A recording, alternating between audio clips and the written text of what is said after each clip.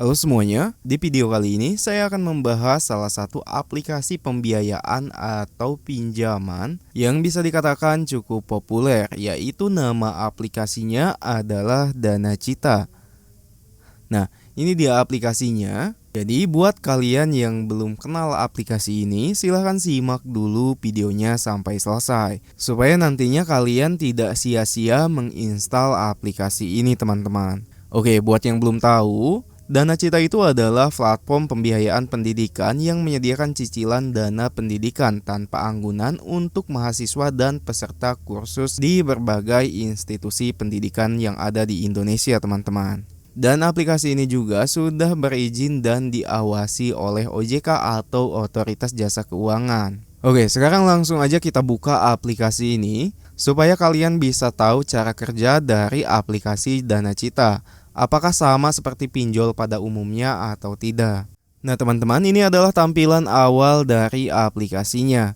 Di sini saya juga belum melengkapi data sama sekali, baik itu verifikasi KTP ataupun data yang lainnya. Karena kenapa? Cara kerja dari aplikasi ini sedikit berbeda dengan pinjol-pinjol pada umumnya. Nah, walaupun memang dalam proses pengajuannya juga tidak jauh beda dengan pinjol pada umumnya. Di situ kita akan diminta verifikasi KTP dan verifikasi identitas lainnya. Hanya saja yang membedakan, di aplikasi ini nantinya kalian akan diminta memilih atau memasukkan institusi pendidikan yang akan kalian gunakan ataupun tempat kalian melaksanakan pembelajaran. Oke, dalam proses pengajuan ini juga, nantinya kalian juga akan diminta bukti tagihan biaya pendidikan dari institusi yang kalian gunakan. Nah, baru nanti kalau misalkan data-data kalian sudah disetujui, maka dananya itu akan langsung dicairkan atau dibayarkan ke institusi pendidikan. Jadi, dananya itu bukan dicairkan ke rekening kita masing-masing, teman-teman. Makanya saya katakan, kalau misalkan kalian tidak memiliki sangkut paut dengan dunia pendidikan ataupun perkuliahan, baik itu tidak sedang kuliah ataupun tidak memiliki anak yang sedang kursus ataupun kuliah, saya rasa kalian tidak cocok untuk menggunakan aplikasi ini, karena persyaratannya pun tidak akan mencukupi, teman-teman.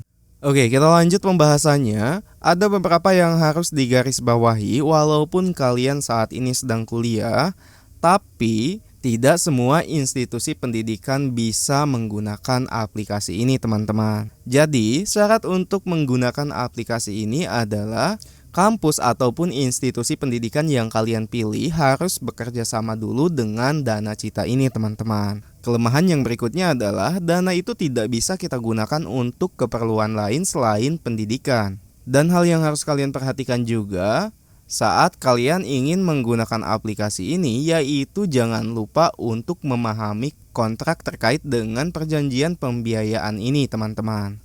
Oke, selanjutnya kalau misalkan tadi kita berbicara kelemahan, tentu saja setiap aplikasi pasti memiliki kelebihannya masing-masing.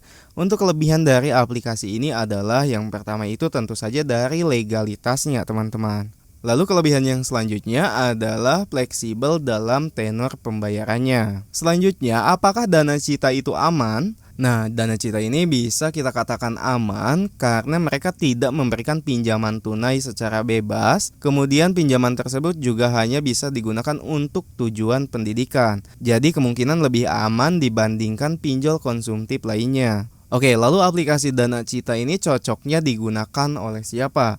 Jadi aplikasi Danacita itu lebih cocok digunakan oleh mahasiswa yang butuh waktu fleksibel dalam pembayaran tagihan kampus, teman-teman. Oke, buat kalian yang memiliki pengalaman lebih terkait dengan aplikasi ini, silahkan boleh ketikkan aja di kolom komentar. Mungkin saya akhiri untuk pembahasannya. Terima kasih sudah menonton dan sampai jumpa di konten berikutnya.